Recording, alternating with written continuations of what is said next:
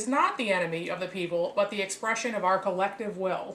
Well, I would agree with the second part of that. I would disagree with the first part. Our government is the enemy of the people. Well, it has become the enemy because it is no longer the expression of our... Exactly. Because it's to the corrupt point, the end of the Roman Empire point where it's representing everybody but us, is about participating in the democratic process to address challenges that we face as Americans. Mm-hmm.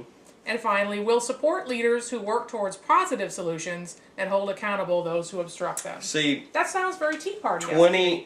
25 years ago, yeah, before it got to where it is today, this would probably have been a pretty good way to do this. Yeah. The problem that we have today is, and folks, you're counted on this one. You have to join with me and replace at least 25% of the Congress. Matter of fact, I wish you'd help me replace 435 members of the House and 33 members of the Senate. Okay? You have to let them know who is boss. You got to turn the Nintendo off. Use the DVR player and tape your favorite show and watch it later tonight. But you've got to get involved, you've got to get engaged, you've got to get registered to vote, and you've got to show these people, okay, Washington, D.C. does not care about you. That you're not important to them. What we're seeing now exemplifies that. We're seeing the travesty where people who have taken millions from the big banks and the finance industry on Wall Street. They're sitting up there thumbing their nose at them today in Congress. Are now pretending to write laws that are going to regulate that industry, and it's just ridiculous. I mean, it's almost like a farce to watch it. You gotta love it when Goldman Sachs, which, for example, in the Rolling Stones magazine, yes, had an article that was a great article that pointed out that Goldman Sachs had been involved in every single financial disaster since the 20s. I think Matt Taibbi, the author, called him a giant squid sucking on the face of humanity or something like that. You rebalance things, you bet against the house, and you're the one that set the cards up, so you know which way it's going to go. And they all go before Congress, and they made Congress look like a buffoons, because actually the 5 or 6 guys that work for Goldman Sachs are way smarter than the collective brain power of our Congress today. Well, and they own them. If my Congress, that's nothing more than a dog and pony show. If my Congress really wanted to do something, once they got them all in the room, they would have locked the door, they would have brought the sergeant of arms in, and they should have arrested all 5 of them over some federal charges because they manipulated the market. It's very obvious that they did, and they ought to arrest them.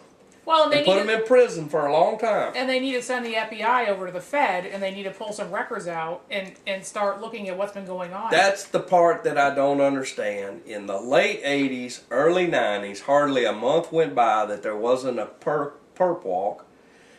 The SEC, the Securities and Exchange Commission, almost monthly, they would go find 1 or 2 people that was violating and cheating the system.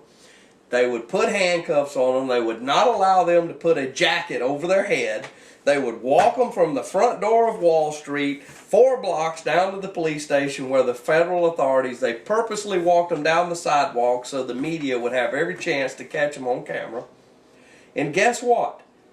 That made the rest of them go, you know what, that triple threat derivative formula that I've been working on that's nothing but smoke and mirrors, maybe we shouldn't mess with that, fellas. We might go to the big house with them.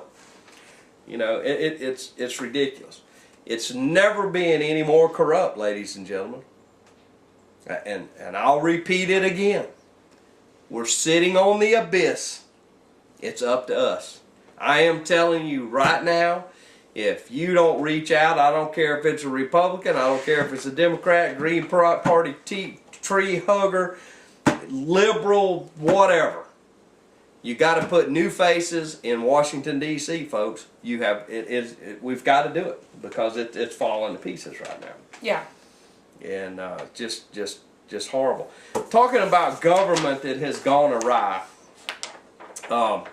We talk about the Garcon Point Bridge. Oh, don't get me. That's speaking of commonly referred to amongst us locals as the Bo Johnson Bridge. Yes.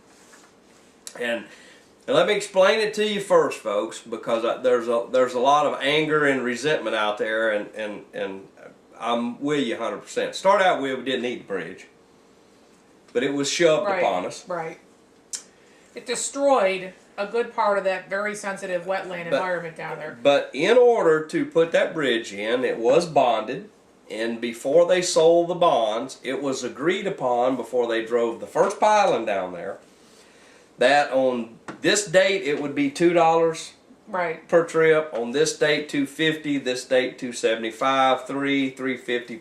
It was all set in a pricing scale a long time ago. And I am going to tell you that the only way that is going to change, well, there's two things that may make that change, because I'll tell you right now, the bridge authority is eating up reserve funds as hard as they can go right now because they're not meeting their trips every day. Because I take it once a week, as you know, and that thing is empty every time I'm on it. If it could turn into junk bonds and it could fail, the thing that should happen before it is completely lost is they need to refinance the thing. And they need to set the toll at $1 each way, and they'd have people standing on top of that bridge. Right. They'd have to get traffic control on either way, because it does save a little time. But I'm telling you right now, $8 a round trip? Are you kidding me? I'll tell you why I don't want that to happen. And the reason for that is the only way that the toll is going to come down is if we start paying some kind of subsidy, tax subsidy. They'll call it an economic development credit or some BS like that. The danger of this project is in the state of Florida. Folks, listen to me carefully here. In the history of the state of Florida, we have always maintained a AAA rating on our bonds. And what that means is every bond that has ever been sold to anybody in the state of Florida, the bond holders have always been paid on time with the interest rate that is promised.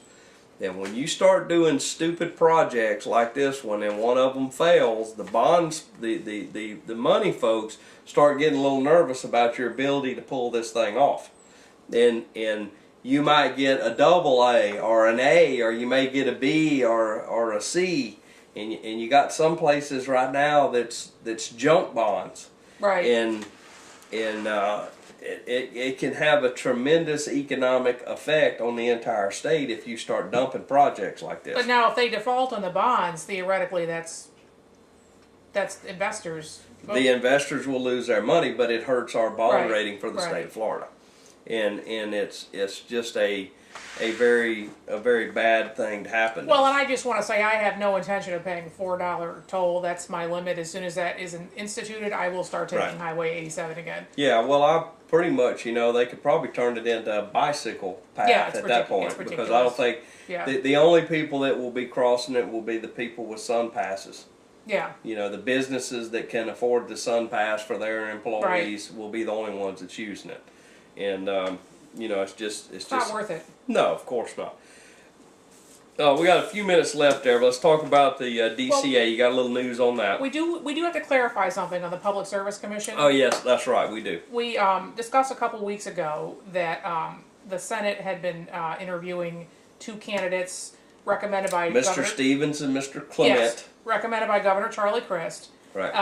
And we reported that they had passed the Senate interviews and that the Senate had and actually we do need to correct that a little bit. They had actually only passed a Senate committee, a subcommittee, right? And they have since now been voted down by the Senate itself. And folks, let me remind you again, Mr. Stevens, Mr. Clement appeared to be a couple guys who were going to stand with you, the taxpayer, a little bit and put a little clamp on some of these ridiculous increases in power bills.